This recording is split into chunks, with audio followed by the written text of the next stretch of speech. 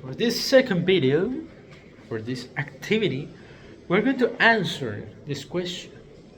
Do you believe hypothetical thinking using second conditional sentence can provide real strategic value in business planning? Why or why not? Well, okay, yes. Yes, I do believe that hypothetical thinking using second conditional sentence can provide significant strategic value in business planning. The second conditional, which is the typically used to discuss imaginary or unlucky situations, can present our future, allows to companies to explore a wide range of what if scenarios. This type of thinking is essential to explore a wide strategic planning because the future is always uncertain, especially in rapidly changing industries and global economics environments. For example, if a company said, if we expand to international markets, we will reach a larger customer base. Okay. It opens the door to considering both the opportunities and risk of global expansion. This type of hypothesis helps business leaders and decision makers to prepare contingency plans and simulate the outcomes of different decisions before actually implementing them. It allows them to weigh the consequence on their actions more thoroughly and make informed choice. Moreover, hypothetical thinking encourages creativity and innovation. It pushes companies to be beyond the obvious and consider alternative future. In time of crisis, such as during the COVID-19 pandemic, many businesses that use strategic hypothetical models were better prepared to pivot quickly. For instance, companies that thought ahead and say things like, if we had to go fully digital, we will need to invest in new platforms. Were able to act faster than those that only react when it was too late. In conclusion, second conditional thinking is not just a grammar structure, it's a powerful cognitive tool.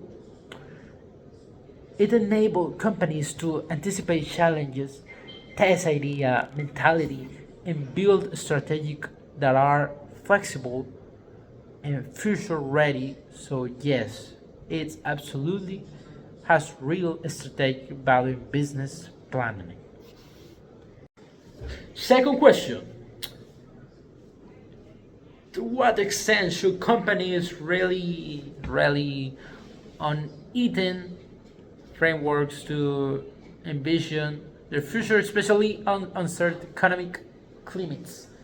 Companies should really quiet heavily on eating frameworks to envision in their future, especially when facing uncertain economic climates. This type of conditional thinking allows to businesses to anticipate various possibilities and prepare for multiple outcomes. In a world where market conditional can change rapidly due to technology, politics, environment issues, or even global pandemics, it's no longer enough to have just one static business plan. For example, I like examples, I'm sorry. If a company says, if inflation continues to rise, they will then we will need to adjust our pricing strategy. It shows proactive thinking. It gives the company a mental map or of what steps to take under certain conditions rather than reacting too late. That's a good example. These frameworks help reduce panic and confusion because the team already knows what to do if a specific scenario occurs. Additionally, if then thinking helps in identifying both risks and opportunities for intense, if a competitor exceeds the market, they will gain more market share. Is an example, or how business can be ready to move quickly and take advantage of change. It helps them to stay highly and table. Question number 2. How important is cultivating a mindset of imagining different future versus simple reacting to market condition? Okay, this is extremely important, even more so than just reacting to current market condition. When companies only react, they're always one step behind. You have to know that. They are trying to catch up with change instead of shaping the future themselves. This reactive approach can cause them to miss valuable opportunities or fall into crisis when something unexpected happens. In other hand, companies that imagine multiple future scenarios can build resilience and adapt faster. For example, if a business regularly asks questions like, "What if customers preference shift toward sustainability?" Or what if a new technology disrupts our industry? I mean, can happen. They can start preparing early. This proactive thinking allows them to develop alternative strategies and innovate more confidently. Moreover, fostering this mindset can also improve employee engagement. Teams feel more motivated when they are encouraged to be visionary and creative, rather than simply fix problems, and they appear in creates of culture of innovation, learning, and long-term thinking. That's thing that take a lot of time. So it's better if we do it early. Yeah. Question number 4. Should companies invest in cultural intelligence? Oh, that's a good question. I think yes. Companies should absolutely invest in cultural intelligence as a key part of their strategic planning. In today's global world, businesses interact with diverse customers, partners, and employees from different cultural backgrounds. If a company lacks culture awareness, it can easily make mistakes that damage its reputation or reduce its ability to connect with international teams. Highly motivated staff or intense allows companies to serve their customers effectively in entering new markets with confidence. It also makes clients feel respect and understood, which improves customers' loyalty. Loyalty, one of the most important things of these customers. What else is important? Empathy training is just as important.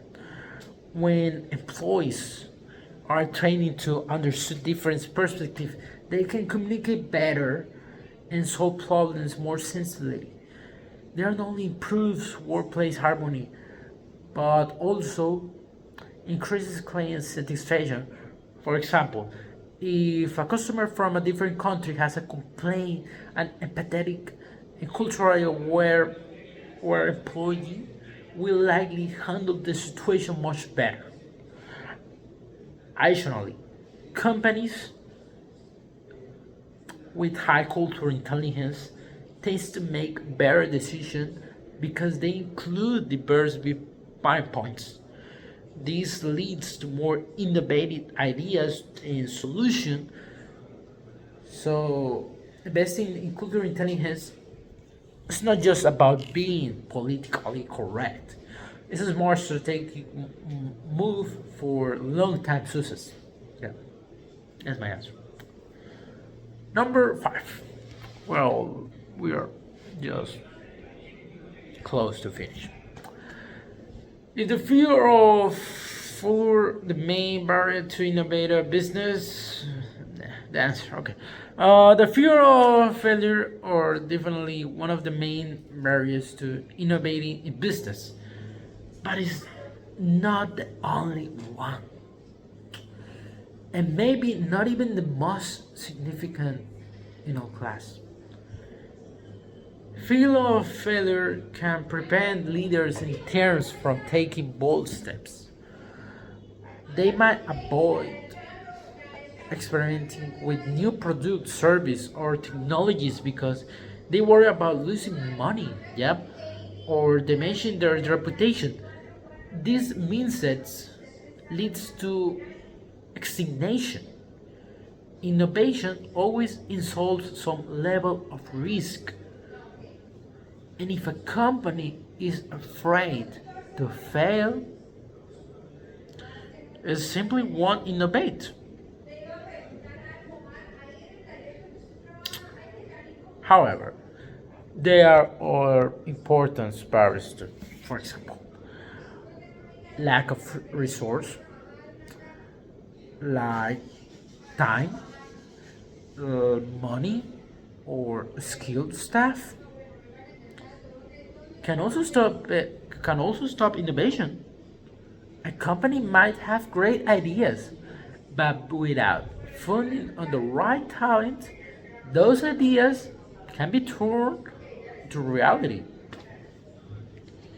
So you need to have a mix of everything. I mean, when you say organization culture, in another factor, if a company has a very rigid or ready to go structure, will only top executives make decisions, and employees may not feel safe to share creative ideas or challenge the status quo.